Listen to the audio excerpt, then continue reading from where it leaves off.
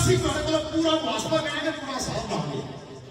और जिस बंद ने जल्दी वोट पाने की या कोई कांग्रेस जबरदस्त बैट बॉक्सिंग पाने की या कोई 2 नंबर फार्म 47 बनाने की कोशिश की, असं इतने का साथ देंगे।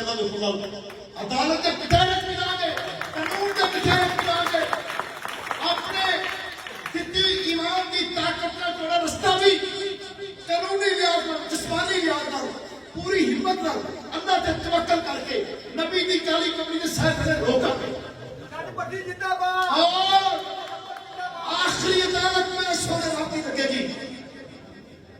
दोनों उस आखिर का शायद जाती ना, दोनों इतने भी साथ देना पड़ेगा, उतने भी साथ देना पड़ेगा। तगड़े हो गए दोस्तों, कोई तहरीर नहीं होने वाली इंशाअल्लाह ताला।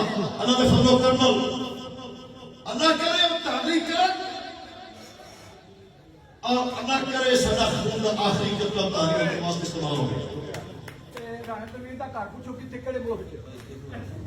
उधर तो शायद किसी को पता होगा, अपन मारते में कितने को खड़ा है उसमें तो कोई नहीं पतागा। ऐ जरा कैंडिडेट है, ऐ मेरी गल ख्याल रखना की नहीं, ऐ मेरी गल हकीकत से बननी है। ऐ मेरे नौजवान साथियों, इमरान खान ने 4 बार सुनो सुनो, मेरा मुकदमा थोड़ी अदालत के अंदर मारे है, थोड़ी कचहरी के अंदर मैं अपना केस लेके आया हुआ।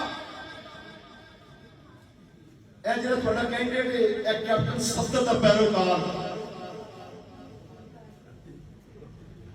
इनके वालद किसी बंदे देखा असल दौरान इलेक्शन देखे किसी देखे या जो किसी देखा तो जरूर ईमान का हाथ खड़ा करो। इनका घर जिस सिरे जुएगा